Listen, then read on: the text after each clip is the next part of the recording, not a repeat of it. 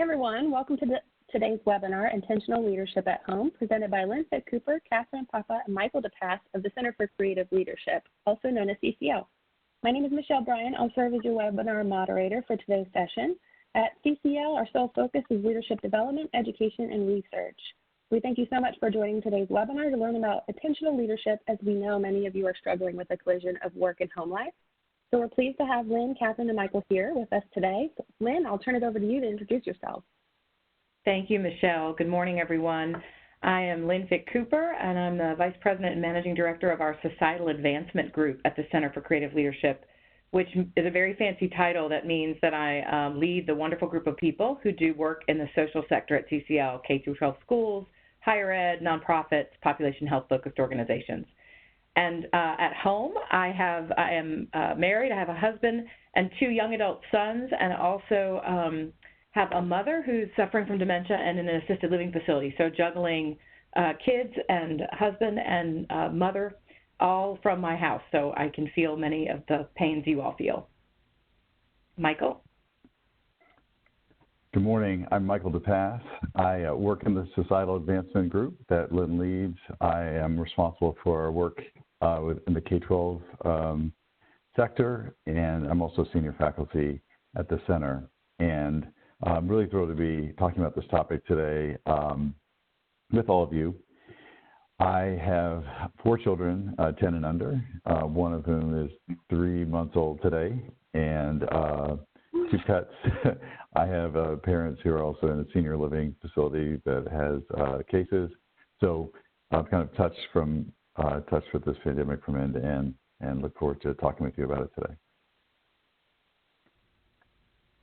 And I am Catherine Papa. My title there is Director of Leadership Solutions. What that really means is that I lead a group of about 30 really talented design and delivery faculty at CCL. And then also we have about 30 adjuncts who do various engagements with CCL. And I'm also a member of the faculty. So really happy to be with you today. From my home, so at home, I also am married. I have a husband. I have 13 and 16-year-old girls and 2 Labradoodles named Lucy and Ethel.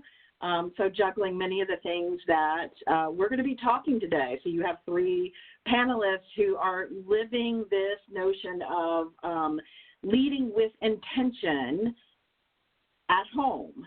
So I'm going to move to my next slide and just set the stage for you about how you might reframe or frame, thinking about how do you lead with intention. And my slide here says, okay, we're leading with intention at home, and we're leading with intention at work, but that also happens to be at home for many of us right now. So just some things to keep in mind that frame our entire conversation today. The first is you're going to hear the importance of clarifying your intentions and values and vision. Even in normal times, we can get caught up on kind of running, and perhaps losing sight of what it is that we're trying to accomplish, what our intention is that we're trying to accomplish, and how we want to show up as leaders or even more as human beings. Which brings me to my next point about one of the ways that you can lead with intention regardless of the environment is to be mindful of the experience that you want to create for others. So to be thoughtful about what impact do you intend, what do you want people to say about your leadership or just your presence in their lives. I know that right now many of us are operating under stressors that we're not accustomed to, and that can lead us to some unintentional or maybe off-brand behaviors that aren't necessarily aligned with how we, the experience we want to create for others. And so kind of having that North Star so that you continue to return to it, which means we've got to align our behavior, our intentions with our behavior, and then also pay attention to the impact we're having on the others. Every day, whether it's at work or home, and whether it's in the context of a pandemic, we have an intention, and then we behave according to that intention, and it may or may not have the impact that we planned for it to have. So it's always important to pay attention to what that feedback loop is, to pay attention to those cues of, are you landing the way that you think you need to be landing, or that you want to be landing. And then the final one is to adjust as needed. As it turns out, all of us are human beings, and as good as our intentions may be, we get to be human, and we're going to make mistakes. So how do you give yourself grace? How do you not ruminate over those mistakes, especially given that we're juggling a lot of different roles and phases and situations that in a normal circumstance always require different behavior, but we got all kinds of different pressures on us now. And so what I'd like to introduce, we've heard a lot of conversation in the last several months about how do we flatten the curve. And so that has reminded me of a different kind of curve. Many of you may be familiar with the concept of a learning curve, so let me move to that. So we've got here a little bit of an anatomy of a learning experience, or a picture of a learning curve, where on the left-hand side of your screen, you have results of prior learning where your learning's kind of coming up, and then it just kind of levels off, and you kind of exhaust the benefits that your prior learning has gotten you to. Not that that's a bad thing. You may be leveled off at a really good level, and then a learning opportunity comes along. And what we know when people either choose or don't choose to take on a learning opportunity is that there's a dip in performance because you are asking of yourself to do something differently that you've not done before. And so we might experience that dip in performance that you see in the red. This might come with some stress and discomfort. I'm remembering a slide that I've seen once before that has an image that says, here's you, and or your comfort zone, and here's where the magic happens. And so there's a disconnect there between your comfort zone and where the magic happens, or where the learning happens. So you get that dip in performance. With good strategies and leading with intention, you can come out of that learning dip and have a higher level of performance than you did before. Those of us who are coaches, I know we've got probably a lot of people who are either formally coaches or that you do coaching in your leadership roles. I know that this is a model that a lot of us use.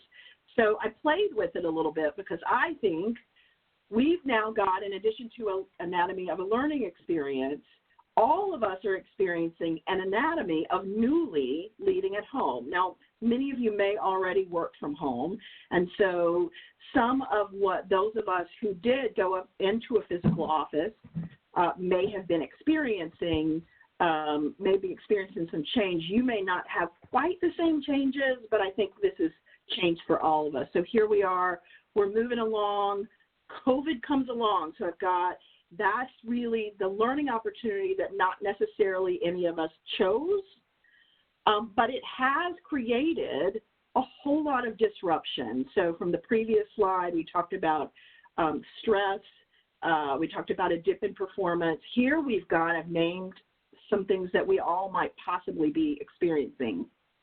Boundaries blurred. We've got a sense of time that's altered. I read a great article about how COVID and the blending of these boundaries is really altering our sense of time. Many of you may have either joked yourself or heard other people joke,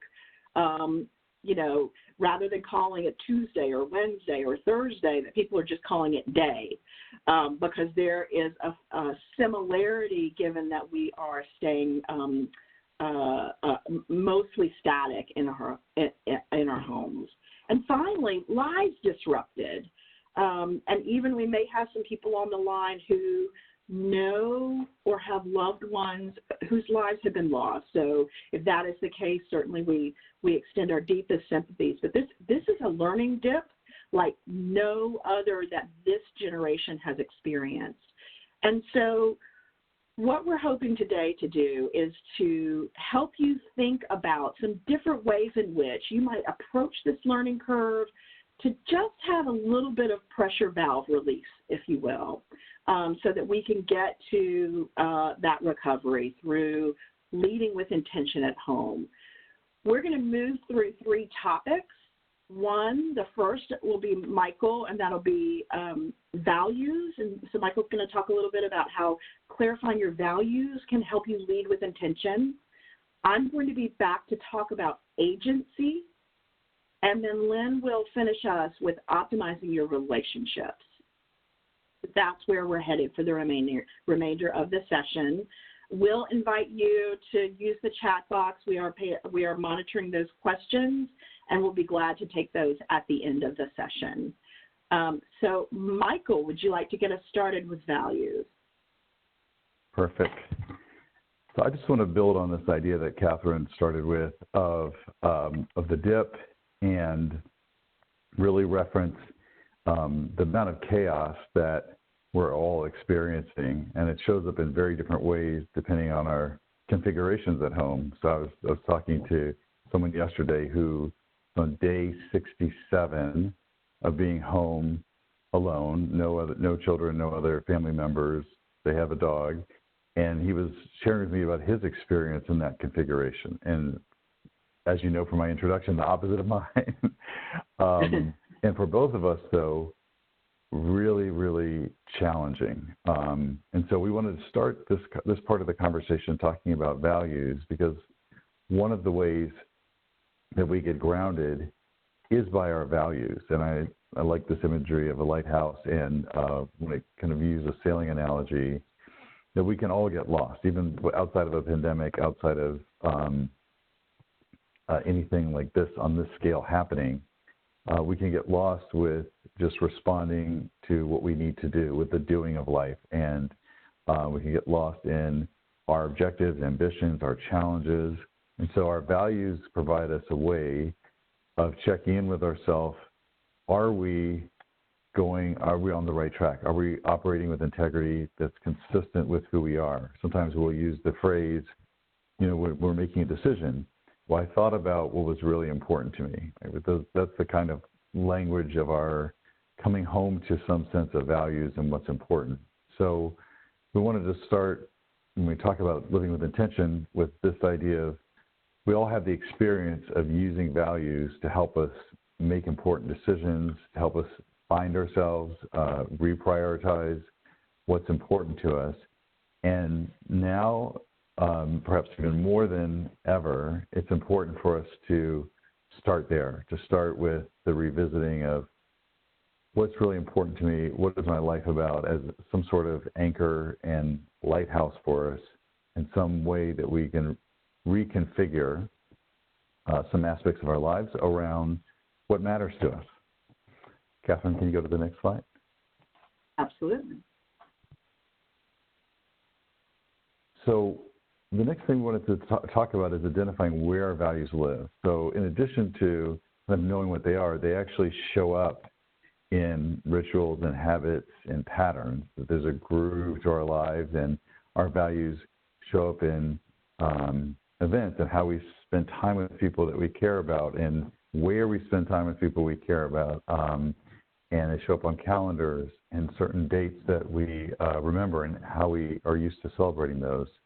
And as Catherine alluded to, the pandemic has really scrambled all of these kind of boundaries between home and work, but also between all this tapestry of our lives, or the rituals, the patterns, the habits, our ability to be with people in the way that we want to be with people, to be with ourselves and the way we want to be with ourselves. For many of us, a lot of the ways our values have shown up are not available to us right now. They're not available to us in the ways that we're used to. And we may not be used to thinking about those things as connected to our values, right? That the root system of some of those rituals of our lives with others are actually rooted in our values. It's the way we're living them out. So part of what creates that sense of deep disequilibrium and confusion is that now the things that I care about and the way I'm used to expressing that, those things are not available. So where am I, right? That sense of being lost. The last thing we wanted to mention here is that our values can also compete. So with the boundaries being scrambled, I have a big value on connection with my children, and I have a big value on being a really hard worker and a person who's really a dedicated employee. And right now, those things are colliding on an hourly, minute basis. They may collide while we're sitting here on this webinar. So that sense of values colliding is another piece to be aware of. Part of what can create a lot of that sense of disequilibrium and internal conflict for us is I have multiple values, and I'm not sure right now how to act on those. Because when the boundaries were there between work and home, I could bifurcate kind of how I'm showing up. So when I'm home, I have ways, rituals and routines and ways of living out those values. When I'm at work, I have ways of doing that. And now everything is colliding together, and there's that sense of that dip, of that confusion. Catherine, can we go to the next one? Of course. So what do we do? In terms of moving forward from here with values, what we want to suggest is that first it's revisiting our values. So as we kind of talked about in the beginning, that sense of the lighthouse, revisiting what are the things that are really important to me and reminding ourselves of that. The second then is adapting how we live out those values. So part of the intention, what it looks like, let's say I'll just stay with the example of connection with my children. Part of what I want to spend time doing in terms of building a connection with them, right now, I'm also responsible for their education. I'm responsible for a lot of other things that the school system has been responsible for. So what connection looks like on an average day is very different, because a lot of my time is actually not on connection. It's on, instruction and guidance and feedback and all those kind of things. And so at the same time, the question for me is, and how do I weave through the thread of connection of the thing that I value most and not lose that in the requirements of what I have to do? So the second bullet is thinking about what rituals and patterns will you construct that will reflect your values. And if we can have that flexibility to be aware that my values don't have to change, but how I live them out, if I can be intentional about them, I can actually feel more congruent. I can feel more of a sense of integrity, that even though the proportions of time or where the locations, when I'm doing certain things that live out my values may change, that I'm living consistent with those values, and that's a source of stability for us, of certainty in very uncertain times. We can create that sense of power for ourselves by connecting with our values and flexing the rituals. The last point we wanted to share with you is thinking about how do we share this with others. So we have to narrate for people now how we're living out our values. And sometimes, again, values for us, a lot of times, if you think about the iceberg, are way below the surface. We don't really talk about them explicitly. They do show up in these kind of artifacts in our calendars and our rituals and routines. But right now is really important for us to, especially for the people that we're co-located with, but also for the people that we're interdependent with, that we're not co-located with, is to have the conversations at work with our boss, with our supervisors about these are things that are important to me, and yet how I deliver on these things may look differently, and to actually have the conversation, to not assume that the person understands, or not hope they understand or be afraid of having the conversation, but to have the conversation. And then with the people we're in constant interaction with, right, that we may have had limited interaction before, having the conversation about these are the things in terms of rituals and routines and things, and this is why these are important to me that I need to maintain. And having a conversation with them is extremely powerful for navigating these challenging times. So this is what we wanted to share with you about values. And as I've been talking, I'm sure some things have come to your mind. We'd love for you to put in the chat a response to this question at the bottom of the slide. About what new rituals and patterns have you come up with, or maybe you've thought of some new ones while we're on the webinar that will help you to live out your values in a time when so many things are changing.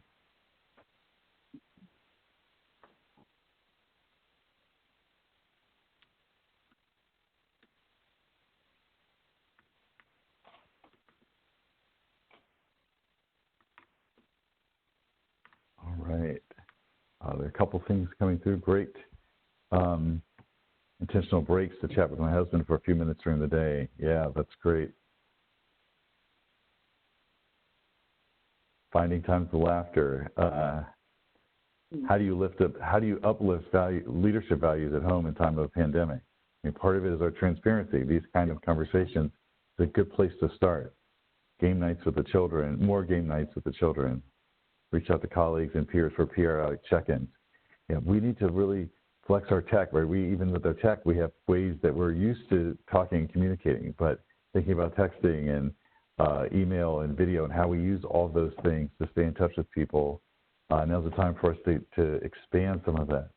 Doing sports with children, dress as if you're going to the office. That's a big one. No, one of my colleagues nightgown, oh man. I would have had mine on today, but we're here. So dinners and meals together, and how we're doing that. Yeah, people talking about gratitude email, so that's great. Playing music, the weekly Yammer event. So these are great examples, and encourage everyone to look at what's in the chat, see if it gives you inspiration examples. How can you be more creative? How can we have more of a sense of agency about how this connection between what I really care about and how I'm living that out? Yep. And with that, I will transfer it back to Catherine to take us forward into the next part. Excellent. And I'm going to segue. One of the questions was, how do you uplift those values in your leadership during a pandemic? I can't remember the exact wording of the question, but just something that's been helpful for me because, so we're presenting, but we're also human beings. And so I'm as discombobulated as the next person and can lose sight of my North Star. So you can't see it, but I'm at a standing desk, and I've got some Post-its behind my computer monitor that have some of my, not only what I want to do at work, but also what I want to do at home. I'm kind of a wherever you go, there you are person. And so I've got compassion, truth, transparency, and presence on Post-its behind my monitor. I won't embarrass myself by telling you the percentage of time that I'm actually able to hit even 3 of those 4. But it's helpful to have. I have an intention that I live that way and lead that way, and that's really helpful. That when I find myself, I'm kind of a quick reactor. I can have some quick reactions. When I'm finding myself having those that might be either induced by the stress of our moment or not, that I can look and go, okay, I need to operate with compassion and figure out why are me and this person, whether it's a colleague or my daughters or my husband, what might be going on for them that is creating this, and or is it the influence of the external environment that's creating this? So that's one of the things that I found really helpful, to keep those values in mind during the pandemic. The other thing that I moved to, so let me move to agency, which is one of my favorite topics. We use it a lot in our leadership programs. I'll tell you that a lot of times we're using agency when we talk about leadership brand. And I've massaged these slides and the content because I think it has some different interpretations in today's time. So first, let me give you a introduction to what I mean. So leveraging agency when you're leading at home. So the concept of agency, you can find it in the fields of psychology or sociology or philosophy. The bottom line is that people are capable of action, of changing their context in new and meaningful ways. It doesn't mean that you're in control all the time of everything. I think all of us realize that. It does mean to consider that you might have more influence than you think you do. However, I would be remiss if I talk about agency without owning that I am, relatively speaking, a socioeconomically privileged white woman, and I've got some levers available to me for agency that not everybody does. So I just want to own that up front. I am going to talk about agency in terms of having some control, and I think that one of the bottom lines for this that actually is my last bullet point, so I'm going to foreshadow a little bit, is how do you identify what is the next step that you need to take rather than for all of us maybe getting overwhelmed with what does the end state look like. And I think that is, for all of us, we can think about what is the next small step we can take. So a little bit of foreshadowing there. What I'm going to ask you to do, if you could go to your chat, because so this is a context of using the word agency or being agentic that may not be as familiar for you, but many of us have a familiarity with talent agents and what talent agents do for screen or stage actors. So if you could go to the chat and respond for me, what do talent agents do for actors? And if you could please chat to all participants. Thank you. I see find opportunities. Perfect. Represent them to find work that suits them, promote, secure contracts for sales, support, bolster their skills, align roles, brand them, yes, perfect, champion their best qualities, facilitate work for them, assess their skills and identify opportunities, perfect. You get it. So here's the flip I would invite for you is that how do you, while you are leading with intention for home, how do you become your own agent? So not all of us have, we might have mentors and we might have advocates, but there's a component of this that can be very helpful for us to become our own agent. So I have a whole presentation that I do with this when I'm doing leadership brand, but I wanted to think about what does this mean in our current context? One of the things that I think is important, so I saw in a number of your responses, was kind of helping set goals, etc. And big fan of goals, obviously, but I think that what we should expect of ourselves might be different in this time than what we would expect of one another in or ourselves in kind of the old normal, if you will.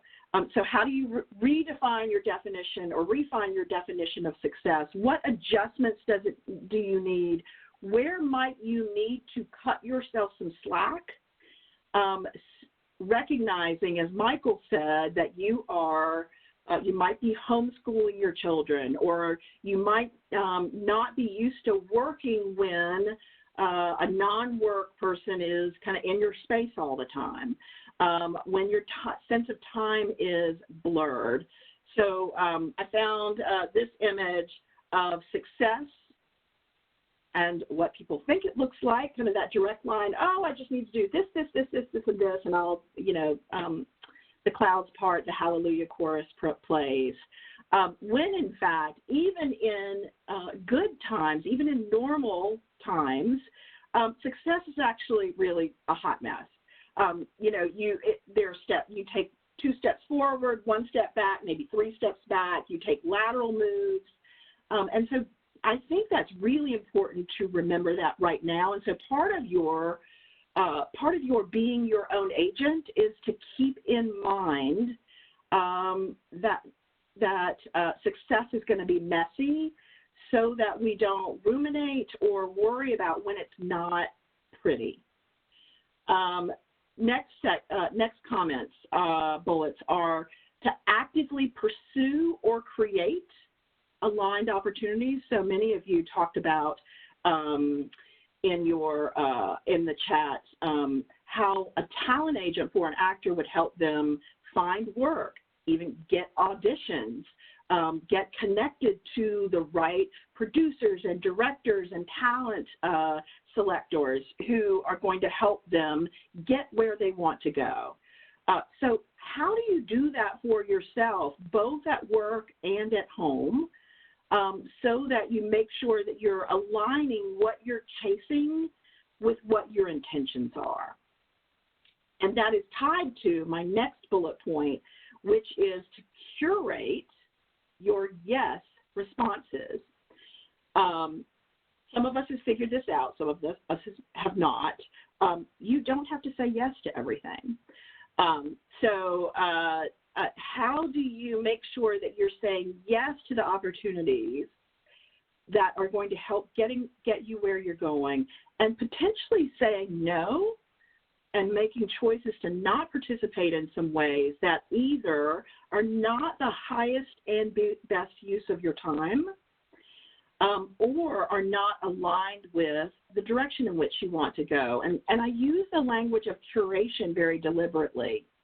So if you are thinking about the life you are creating, the life that is available to any of us right now, especially during the pandemic, to think about when an art gallery curates a show, and everything just works seamlessly together. There's differences in the art, but they might be coordinated by color, by style. They might not even be coordinated by style like these abstract images are, but they just somehow work together to create a cohesive total narrative. So you might think about, how do you curate your yes responses to get to that place? My final point is that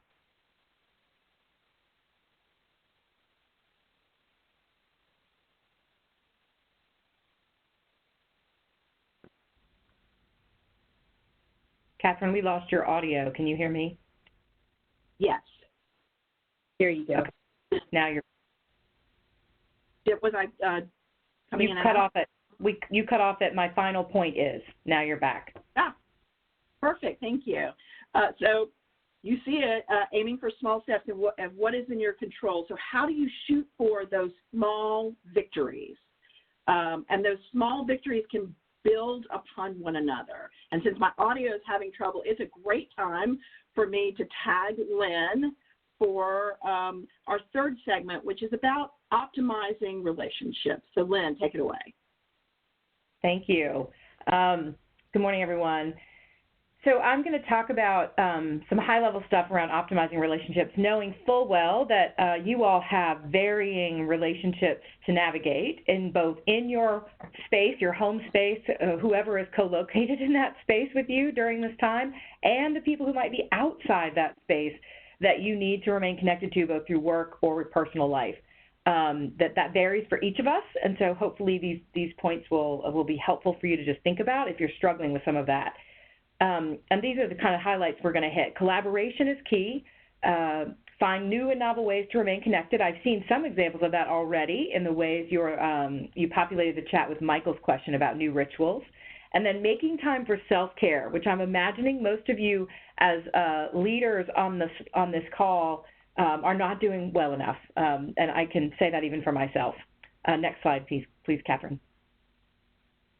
So when we think about collaboration, right, when you're in the workplace leading groups and teams, as most of you I'm sure are involved in doing, even now still remotely likely doing, you have to rely on the strengths and contributions of other people to get it all done. There's no way you can do it all yourself.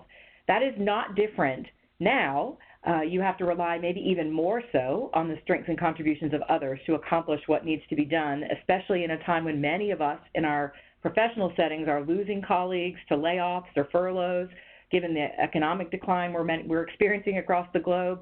It's tough. It's tough to keep it all going. That is true at home as well. So whoever is orbiting your home system, right, whether those are spouses or life partners, children or elderly parents, or other siblings or other relatives that may be in your home or right outside your home that you have to navigate, relying on the contributions and strengths of everyone in that system, both at work and at home, with some intention, as we're talking about, is really helpful to think about. So how can people begin contributing in different ways to the home system to help keep it going? It's easy for us to get caught up in the blurring of these boundaries between home and work, as we've talked about. You've got different challenges, as Michael said. We might see one of his children on this webcast today. It's not easy to keep those things separate, but so how do you really leverage the strengths of others in the process? And that really links to the next point here: change traditional roles as needed.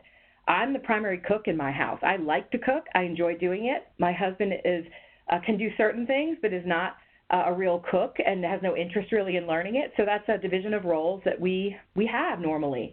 Yet right now, because I have more demands on my work at home time than he does, he has to step up and do more of that. And the kids, I have 2 young adult sons who could cook basic things, like they can boil water maybe and cook noodles, but they are learning to do more, right? So I've taken time to teach them a couple things they can do. So in the evenings, right, we're all involved in the cooking of meals oftentimes, or at lunch. My virtual meeting schedule, I'm sure most of you are experiencing this. You're on calls or on virtual meetings back to back a lot during the days to get things done. I don't have breaks often to have lunch. So sometimes my sons or my husband will make a grilled cheese sandwich. My son learned to make a grilled cheese. That was a big accomplishment. And so he brings me grilled cheese. We're sort of changing it up as we need to make sure everybody's contributing to the success of everyone else in the system. And those are different roles sometimes right now. My sons are getting better at cleaning bathrooms than they ever were before. And I'm grateful for that. And maybe their future partners, life partners, will be grateful for that skill they're developing as well. Find efficiencies where possible, right? So what can we do to make things operate as efficiently as possible? Because I know I'm finding the pace at which I'm running hasn't slowed down. It's just I'm doing it in a seat in front of a screen, right? So I'm moving from thing to thing all day long as normal life might have looked, but it's with less movement, it's with less personal interaction. And so how can I find breaks and spaces in my schedule and efficiencies help do that, right? Where can I create efficiencies either in the ways I'm getting things done, the timing in meetings, being really conscious of having breaks in my schedule where I can to give myself room. And getting other people involved, as I said, collaboration really helps you create those efficiencies. Next slide, Catherine. New and novel ways to remain connected. Many of you probably have now that we've been in this state of working at home for a good couple of months now, many of us, depending on where you are in the world. And maybe you're in certain parts of the world that are beginning to move out of this and allowing you more space to get outside your home. But we've all come up with some interesting ways to remain connected to people, both through work. We have all these great video platforms now available to us, many for free, that we can use. That's different than a previous time. If this had happened pre the age of video calls, it would be very different, right, on how to connect. We can use those same platforms to connect with family, as I'm sure many of you have begun doing. Establishing boundaries is the first point on this slide, and that is, again, making sure you don't let the boundaries blur so much that you're not taking time to remain connected to those you need to connect to. And I'm speaking of connection, literally, you know how important your relationships are, personally, professionally, how much they enrich your life or matter to you. Professionally, are you just doing work with people in your professional network? Because we don't have water cooler time anymore. We don't have going to lunch together anymore. We don't have happy hours physically anymore, but you can recreate virtual spaces like that with your colleagues too, just to connect and have some fun together, not just doing work. If you're careful about that and establish time and space for that, same is true with your home relationships.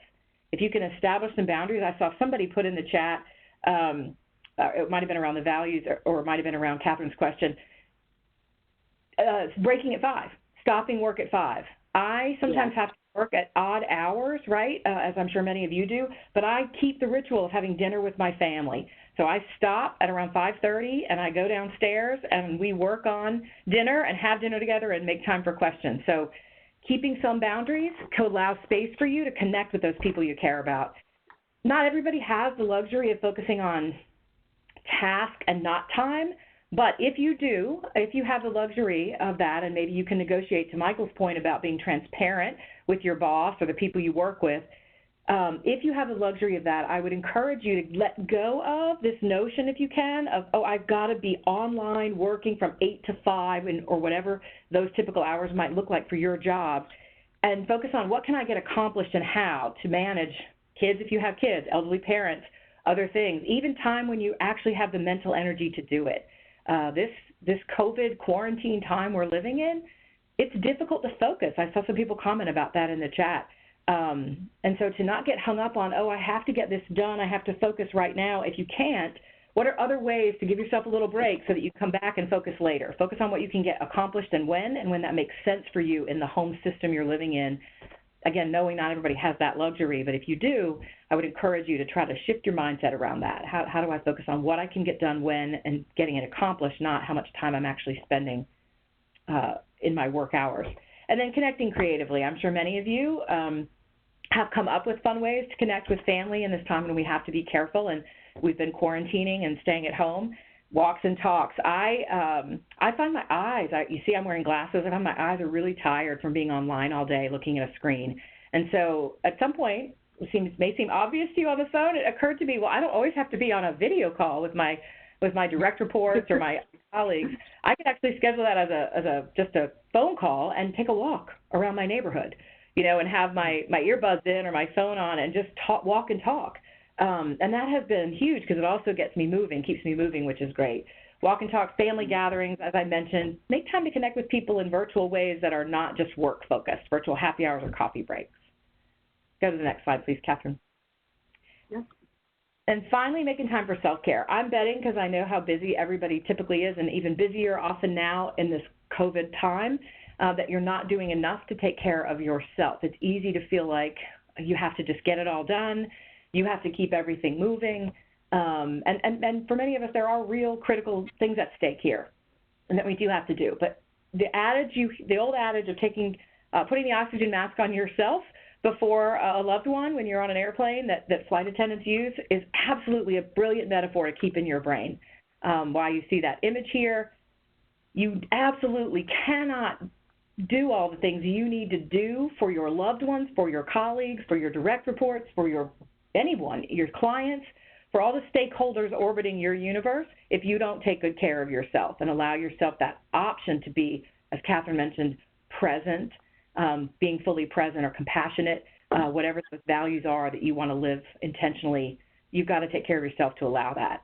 Sleep is absolutely critical. I'd be curious if you want to chat how many hours of sleep you tend to get a night. Adults need 7 to 8 hours of sleep, contrary to popular practice, because we know we are chronically sleep deprived often, given all that we're juggling as we're in leadership roles. So 7 to 8 hours. Sleep rituals are important to get you to that place. How can you ensure that you have sort of a bedtime routine, right? If you have children, you establish bedtime routines for them to get them transitioning into getting sleep. For adults, we need the same. Turn the screen off, read whatever, a book, meditate, listen to soft music, whatever would help you calm and get yourself to sleep, and setting regular times to try to do that if possible, given, again, knowing you have different challenges at home. I can't emphasize enough, and all the research from neuroscience and resilience underscores the power of sleep for your brain to regenerate and allows you to be rested and fully present, and then you can live with more intention. Diet and exercise, of course, for many of us, I don't know about you, one of my biggest challenges in this COVID time, because I'm at home, is staying out of the kitchen during the day, right? I have to run downstairs to refill my water. It's easy because the fridge is right there, the pantry's right there to grab a snack. So I've had to really be conscious about not letting my food habits change radically during this time. And then, as I mentioned, get out, walk around. One of my colleagues has set a ritual that she keeps a little short break, 10 minutes before every meeting during the day at a minimum, so that she can act as if she's walking between conference rooms at the office. She gets outside, walks down the end of her street and back between meetings. So she's walking to her next meeting, which is a beautiful, to me, new ritual, right, in this time, just to keep moving during the day, keep her steps up, get some exercise. Many of you may have great workout habits that you've kept. That's awesome. It will all help you do what we're describing, living with intention. And then finding ways to calm yourself. This is stressful, right? We're all dealing with a lot of unknown. This is talk about the learning curve. We've all been thrown into the dip of figuring out how to handle ambiguity in a way we've never had to figure it out before, because no one has a clear idea of what's going to happen as we go through this, how we're going to come out of it, when the economy will rebound, when the COVID case curve will really flatten out. It is a huge lesson in ambiguity for us. And so the more you can find de-stressors, things that calm you, that give you peace, to engage in those throughout the day is critical. So I'd like to ask you one last chat question. Thanks for slotting your sleep. Some of you avoided the sleep question maybe because you're embarrassed by how little you're getting. I see some who say 4 hours, some to 7. I love that people are setting aside time in the morning to center themselves. That's beautiful. Whether you actually practice meditation or just some time to do some deep breathing and calming rituals is great. So what's one thing you are doing to take care of yourself? Chat for me, things you're doing, or now that you've heard some of the ideas or maybe seen some things in the chat, things you might begin doing to take better care of yourself if you're not putting yourself first at any point. Give me some ideas of what you're doing. Exercise and me time, that's wonderful.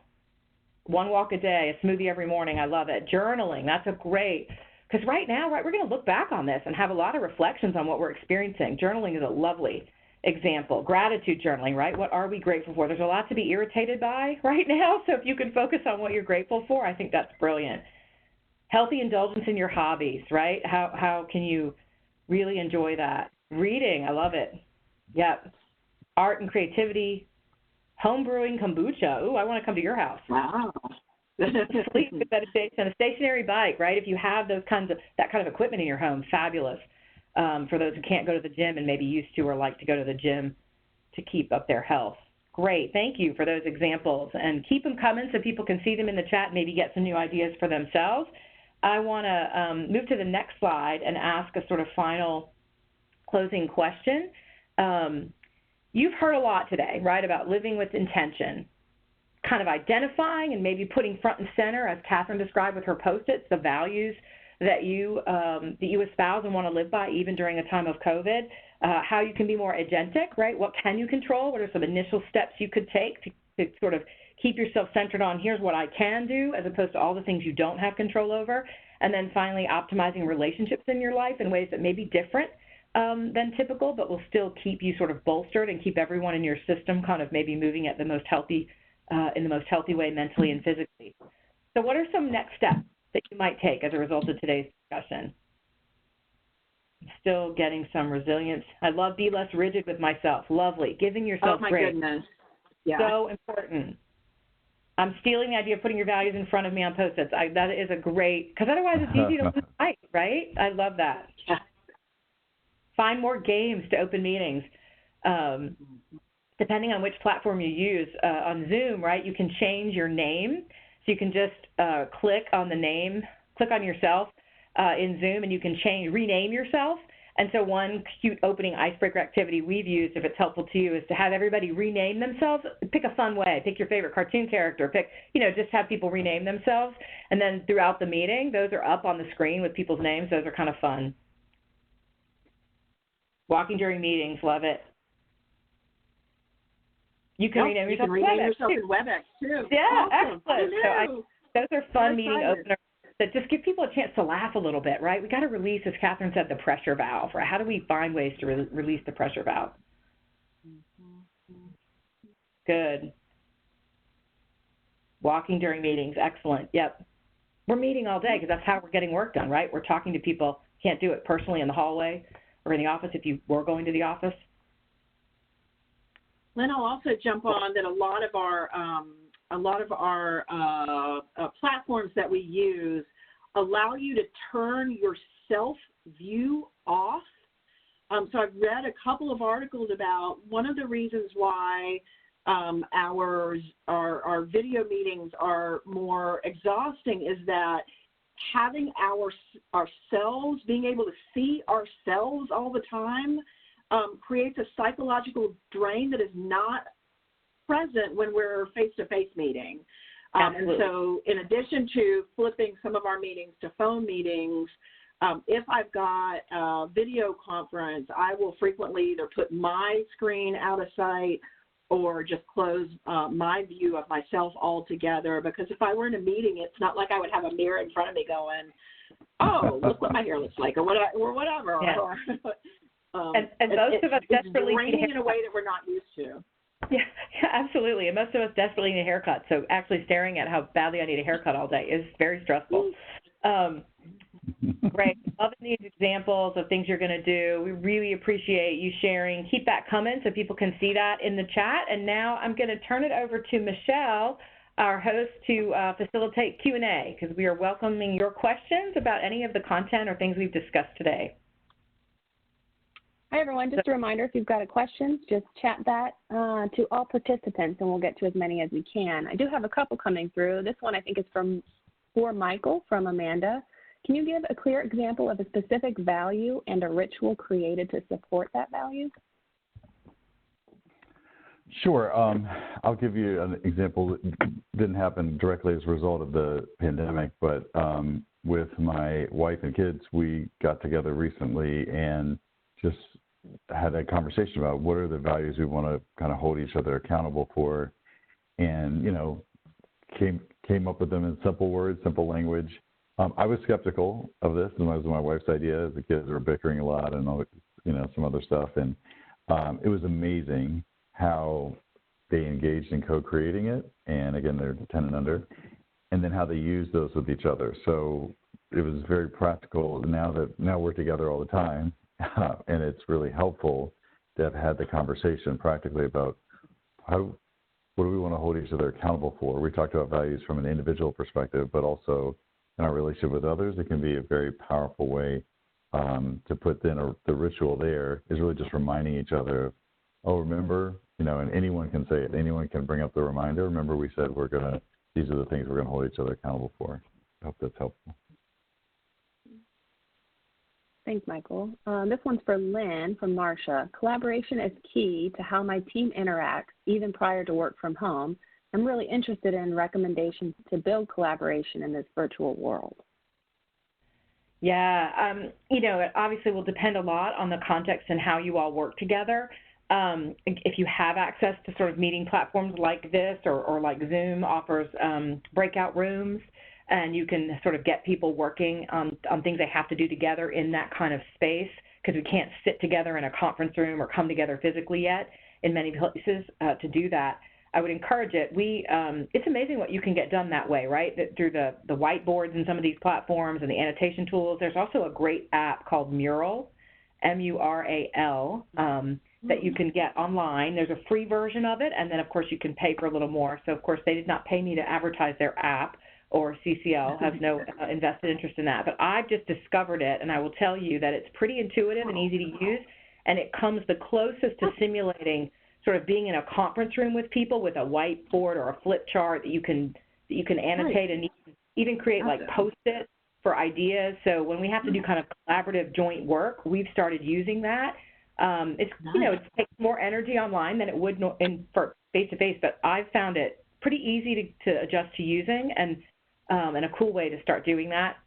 Putting people, like I said, in breakout rooms to let them do small tasks together. So I think you have to be thoughtful about how to use the mediums we have to do collaborative work, but we still have to do it, right? We need people on teams kind of coming together to do work, and it just is, it's harder now. There's more energy and more intention required, but I would encourage you to look at those kind of apps or those tools, and Happy Offline to offer more suggestions for ways to kind of do team building via Zoom. We spent some time recently with our team just engaging in play online. There's a lot that stimulates creativity when we just play, and so we got in virtual breakout rooms and literally drew with the annotation tool some silly piece of art and created a rap song to annotate our art, and came back and each in small groups shared that. We laughed uproariously. It was a great just team building, connecting time for all of us. Great. And maybe this one's for each of you. Maybe Catherine can start, but just how do you keep yourself motivated during this time? That's a great question. So, part of it is, I think going back to the core of, so the title of this webinar is Leading with Intention, but it really is about living with intention. And so you all have had some great comments about centering and being clear about your values. Michael had great points about that. And so the other thing that I will add is, how do you, in the midst of stress and dips in performance and the unknown, find moments of joy and beauty? And how do you source your energy from those? And so it can be, we're living in a pretty overwhelming time. And so part of how I keep inspired is to make sure that I'm paying attention to those moments of joy and beauty. And it's going to sound corny, but paying attention to how wondrous our lives are. Lynn or Michael? Yeah, go ahead, Michael.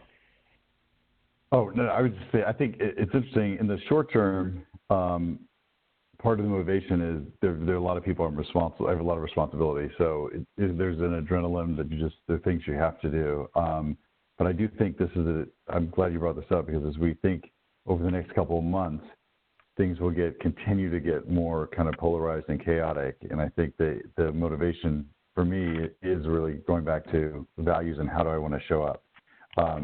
And because things, even with things coming back, for all of us personally, there's a lot that we're going to have to navigate and stay motivated, and it's easy to get discouraged. So I think for me, the motivation, how I want to show up is a kind of a source of energy for me. I think this is tough, right? Honestly, I'm trying to learn how to give myself more grace. We talked about that today, but I found myself, I have ups and downs. I'm sure all of you do too. Days when I'm fully energized and engaged and I feel I'm getting things accomplished and I feel better about the situation we're living in. And then there are days when I don't feel that way, and I can tell, right, how much less energy I have and desire. Like maybe all I want to do is binge watch Netflix that day. I don't want to, or play, words with friends on my phone. I don't want to engage in another virtual meeting or take on a piece of work, because my mental capacity is definitely diminished with the stress of what's happening. And so I've tried to I can't take full days where I don't do my work necessarily, except I try on the weekends to disengage as much as I can. But during the week, I'm running at a pretty hard pace. So I try to just give myself a moment, even if it's 15 minutes, to just check out for a second, do something mind-numbing, play my words with friends, scroll social media, go downstairs and talk to my kids, laugh a little bit, whatever it is, to give myself moments so that I can have the energy to come back and be motivated to finish what I have to finish. The more you can engage in self-care again and rest will help, but it is hard. You just need to recognize it, the awareness that, okay, the fact that I'm not as motivated as I normally am is probably a thing right now, right? That everybody's experiencing to some degree. There is this stuff we're dealing with that is unprecedented and stressful. And so it's the best advice I can give you, grace. I want to acknowledge in the chat, and thank you, Michael, for acknowledging it too. We have a participant from Ghana who said, I'm highly stressed out and I can't take time off work. What can I do? And I would encourage you to find small ways throughout the day to get breaks, do what you can. Michael sent you an article about stress that might help you. There are some free meditation apps, deep breathing exercises, quick ways maybe throughout the day or at night to try to de-stress, because there are you're dealing with a lot that you definitely need to try. Even if you can't take full days off or weekends off, find moments throughout the day to take care of your stress, because you're no good to everybody if you are not well. Thank you so much, Lynn, Catherine, Michael. We're just at about time. So tomorrow, everyone who attended the webinar will receive a follow-up email with links to the recording and also relevant articles on living with intention, resiliency, and working from home during these trying times. As you exit the webinar, we hope you take a moment to complete the evaluation so we can continue to make these webinars well worth your time. So thank you guys all so much for your time, and we hope to see you on another webinar soon. Bye, everybody. Thank you. All right, thank you.